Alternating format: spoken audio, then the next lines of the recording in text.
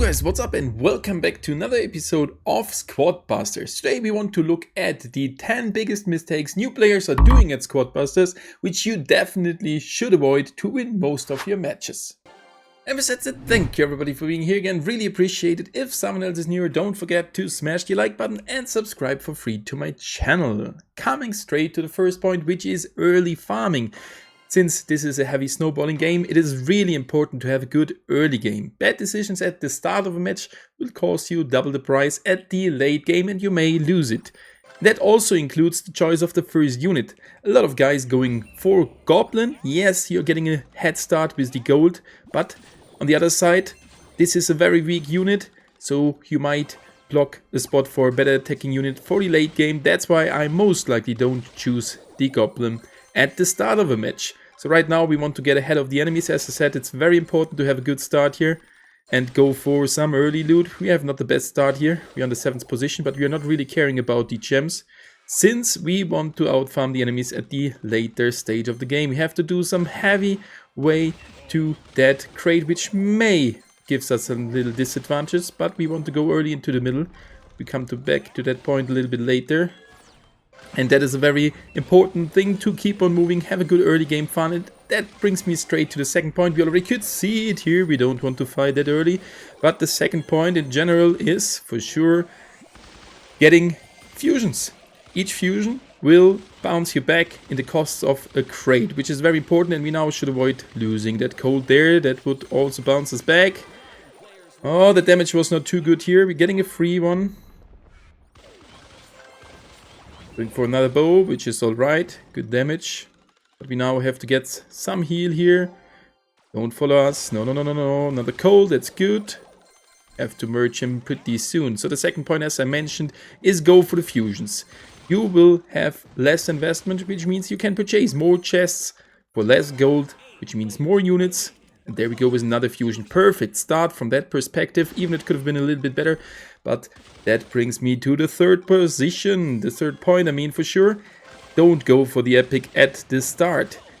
You may think, okay, epic unit is a good one to go with. Ooh. Trying to get that one here. And we got the bust. We did also get the key, very important. We can go back to the crate here. And there we go. We could go now for the witch, but we don't want to. We want to scale up for sure with bow. Strong unit, in my opinion. So let's keep on going. Why did we go for the epic unit? In this circumstance, we might have chosen it. Would have been better. But in the first crates, don't go for an epic unit. It's a start unit, but on the other side, it is harder to get them. Yeah, the odds for rarity, or for the higher rarities, are lower. So you will block your spot, which causes then higher gold costs for the crates, and you will not be able to get as many good units as you want to. Coming for sure for the next point, why we almost get called here. Game objectives. Depending on your mode, it is very important to focus on the game objective. Right now, ooh, don't fight us there, man. Right now we have no goblins, llamas or something, which I can definitely recommend to go for, since they will give you a heavy advantage instead of the little monsters. Right now we don't have it, so we are not really focusing on it. We are more focusing towards the middle. That's why we did go early into the middle, and now the gem mine is open. Also another important point. Now we have farmed pretty good, so we should have a good fight in the middle. But there is a mega unit, and I'm not going to fight any one of them, especially not the one with the mega unit. Oh, don't get sandwiched here, my man. This was a close one. There's also a tower. We can't take it down. So we have to go for the 4th or 5th place, and we're also not going for that enemy. But this was not a bad game. Definitely improvable, but the game is out not for too long, so we all can improve. And for sure, if you have further tips, definitely write down below in the comment section, as I want to improve as well. But there we go with the 5th position. Should be a safe one. So we are not taking any risk here, especially not at the late game. And there we go, 4th position. You may think this is not a good position, but it is definitely alright. That brings me straight to the next point. Better the 5th position than losing all of your gems and your winning streak. A lot of new players run straight into the enemies at the late game if they're 4th or 5th, because they think, I want to get 1st, and then they lose everything. They don't only lose the gems, they lose furthermore the winning streak. And the winning streak gives you better rewards, so try to keep it, but don't pay for it. As we could see in this match, for sure, I avoided at the end the fight. I felt pretty safe on the 5th position. We could go for some further safe gems to maintain our top 5 spot. We're jumping right into the next match. Let's see which modifier we got here. It's Fusion Start. Not my most favorite one, but definitely a nice one, starting with a Fusion. And we are going not with a rare unit. Medic would have been alright actually. But I don't know, not feeling that unit too crazy, especially as the only one for the start. Going for cold for some further farming capabilities here. And there we go, we got some nice amount of points here already. And I'm at the next point at one thing which I'm not too good in as well. Don't spam your freaking... Oh, don't go for the best that early. Don't spam sprimming too heavy. That is a thing I definitely can improve as well.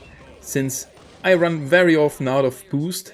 And then you're slower, and that is definitely not too nice. If you run out of boost, enemies can catch you easier. Okay, if we have a better team than the enemy, for sure they won't attack us. But I am recommending to be careful with your sprint button. Furthermore, if you're fighting and pressing this sprint button while fighting, you will attack faster. You can see it here. That's how we are attacking. If we now press the sprint, they are attacking a little bit faster, which is helping us. We are low out of HP, so we should either go for a healer. Definitely avoid fighting here. Oh, we are a little bit sandwiched here. We need a fusion of cold at least to not lose it. Or bow, that's a good one. We could have gone for the healer, but we are not going for it. So that's the thing. Spamming or having your sprint is very important to be able to escape, to get fast to some objectives. Maybe just try and run away with some further gems of an enemy which has just blown up. There we go. That was too expensive, and that is a thing I cannot recommend, but this seems to be a bot. So this is an easy fight, and that's what we are going for. Only the safe fights. Because we are losing time when we are fighting too much, especially when we are running after an enemy. That's the next point, chasing. Try to avoid chasing enemies, as well as chasing for units, for respawns of crates. You will lose time, and that time is important to get a good farm and get ahead of the enemy. So that's why we're not fighting too much.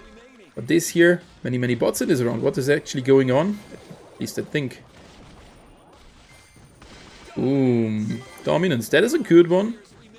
So that is very important to not chase, but right now we were fighting more than I'm usually fighting, since I'm not that man fighting too much. Especially another important thing, you already could see it on the first round as well as on this one, don't avoid the middle. The middle has the better units, the more loot, so don't avoid it. See a lot of new players going only on the outer sides, keep on farming, which is not too great, especially for the late game, where you need the loot. So this game is looking better. We are on the first position. There's another bot. For sure we're chasing down that unit. Busted another one. There's another boss. We are going for the boss. For sure to get a better loot. Now the gem mine is open. We usually would go for it. But right now we got that big unit here. We're going for the gem mine. No one here. Is this a full bot match? I cannot believe it. That would be kind of rare to happen. Another archer queen. Definitely nice. So coming straight to the next point. You couldn't unfortunately do it, but you have to adapt to the modifier. Don't run the same team over and over again just because you're used to. I see a lot of guys going for the same unit every match. Yes, it is nice to master units, especially for the ones which can stun and have some other mechanics. But in some modes, some different team builds are better than in others. And that's why I change and try to vary my team to be able to make the most of it and maybe win most of the games. And we can here get some further gems. Is it a bust? Oh, last second bust. We did get it. What a close one, my man. Whew, there we go, 193. Most of them should have been bots or new players. Don't know how we ended up here, but at least nice for the video. Because it's super hard for me to focus on talking that fast. Giving you the information and still playing. Not too horrible. And that brings me to the last point right here in the menu at the shop. Hey, those offers might be tempting, especially either. Hey, that's a new unit, a good one.